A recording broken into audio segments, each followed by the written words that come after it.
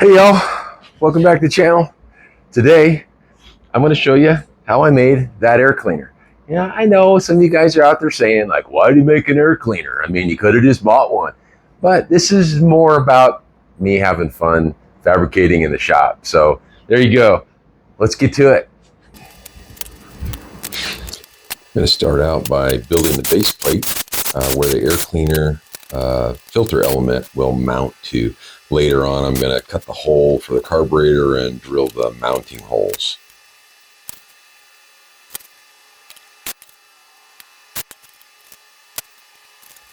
When you MIG weld really thin material, and this is I think something like 18 gauge, it's better to just use a series of well penetrating tacks.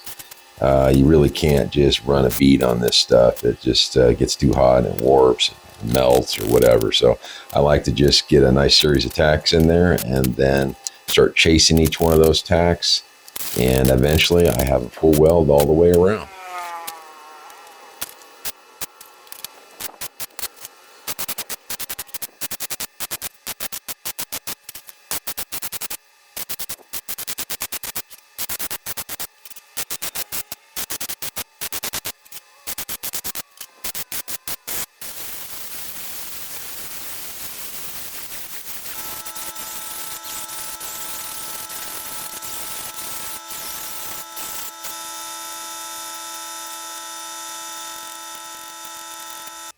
All right, it's time to get the inlet hole and the mounting holes put in. First thing, I'm going to lay them all out using this ring from the old air cleaner and get my holes marked, get them center punched and drilled in.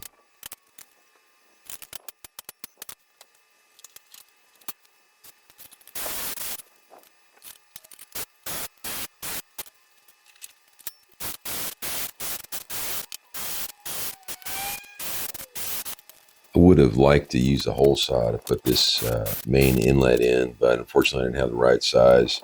So I just went old school and drilled a bunch of holes, and then I'm going to open those up with a die grinder.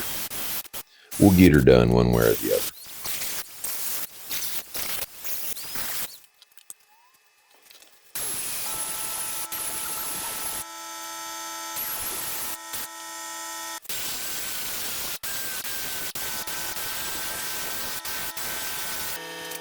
Next up, I'm going to make the lid that covers this. I'm using a technique called hammer forming. I built this mold to try to do some kind of spin forming in my lathe, but that was an abysmal failure. So this actually is working pretty good.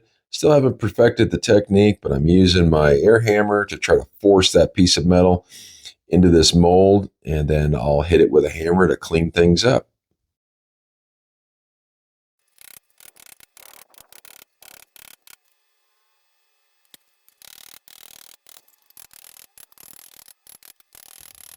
Well, now that the air cleaner is mostly complete, I need to build a carb support bracket. And I'll start it the same way with a series of holes and a die grinder.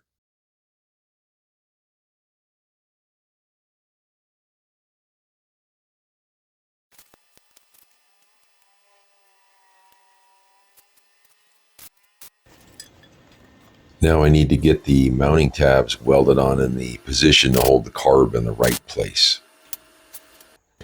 Well, I got that all finished welded, and now I need to make the breather bolts, which attach the carb bracket to the bike and also allow the system to breathe without pushing all that oily fumes into the air cleaner.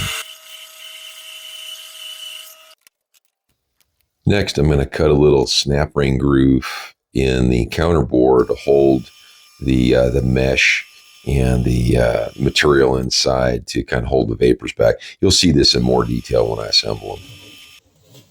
Now that those are all machined, I can go ahead and assemble them. I'm just going to make a little piece of filter material out of an old Scotch-Brite, and I robbed a strainer out of the kitchen to for the screen. Then I'll put a little snap ring in on top, and they'll be done.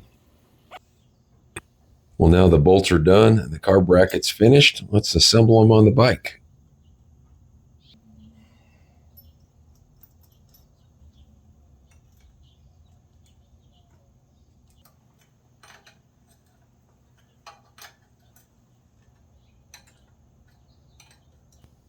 This bracket fit just the way I wanted it to. So let's get the air cleaner mounted.